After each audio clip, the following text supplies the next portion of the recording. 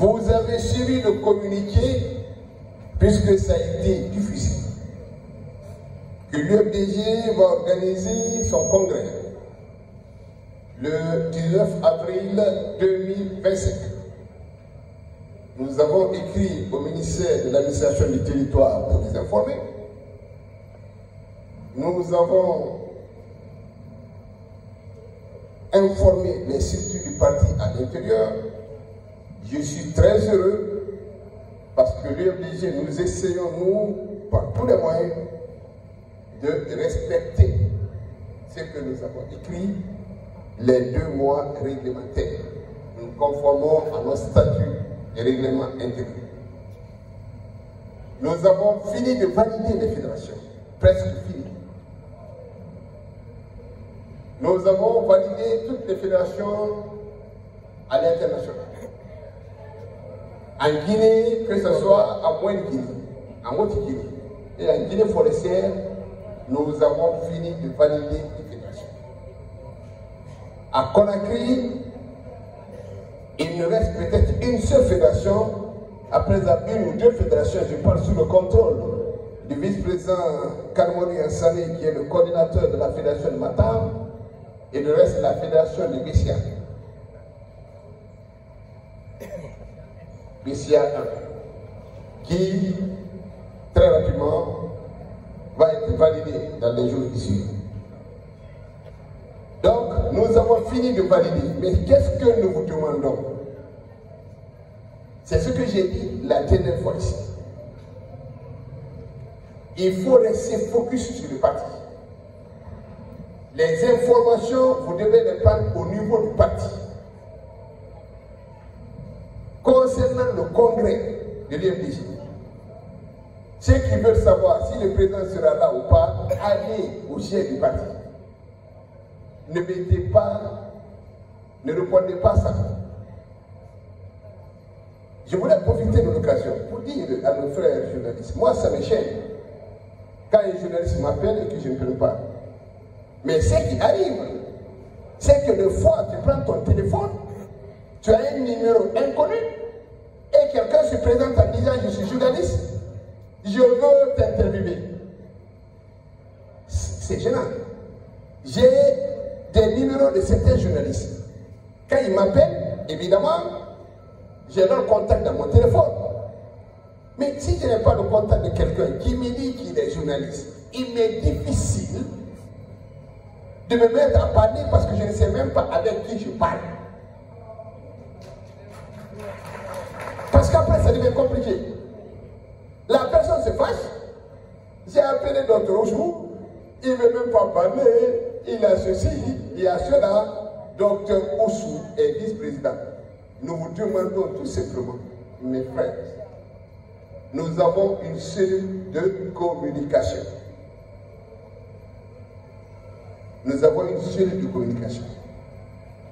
Si vous voulez un débat, vous voulez organiser l'interview, vous voulez que le vice-président Fodossou sur des questions d'actualité, passez par la cellule de communication. Ils vont nous informer, on va s'organiser, on va se retrouver, on va faire le débat. Si le débat vous plaît à 23h30, on prendra les dispositions pour faire le débat à 23h30. Parce que nous avons du respect et de la considération pour la presse. Moi, ça me gêne. Qu'un journaliste se fâche contre moi, ça me gêne. Mais je ne peux pas aussi prendre le risque de parler avec quelqu'un, je ne sais même pas à qui j'ai affaire. Je voudrais que cette affaire-là aussi qu'on le règle. Parce qu'après, c'est difficile. Et puis, les émissions se préparent.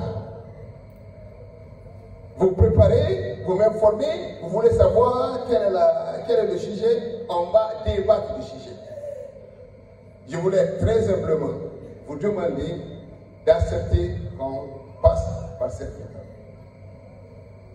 Nous sommes, notre bureau est à la minière, nous sommes régulièrement là-bas, nous faisons une réunion du conseil politique, le vice-président Kalamondou est disponible, je suis disponible, mais essayons d'organiser ça pour ne pas que vous fâchiez, parce que quand vous fâchez contre nous, ce n'est pas bien.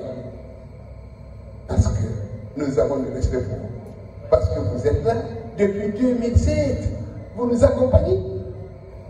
Je me rappelle encore, pendant la campagne de 2010, de 2015, je vois encore le feu à Koulaï, je vois encore ces journalistes comme lui de Finesse, je vois tous ces journalistes dans les véhicules, souvent avec la poussière. Et des fois même le soir, on a des difficultés là où ils doivent dormir, mais ils sont là, ils nous accompagnent. On a partagé tous ces moments ensemble. Nous vous devons respect et considération. Essayons de régler ça. Maintenant, cette année est une année électorale.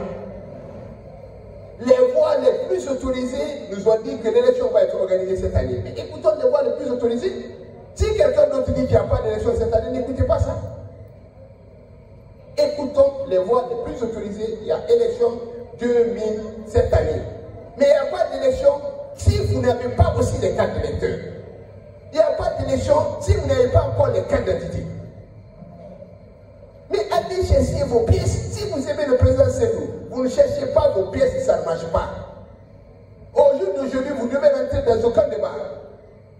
On a du travail. Ce qu'on a à faire aujourd'hui, jusqu'au mois d'avril, c'est comment organiser notre congrès. C'est le seul sujet à débat à l'UMPJ. Aucun autre sujet n'est à débat.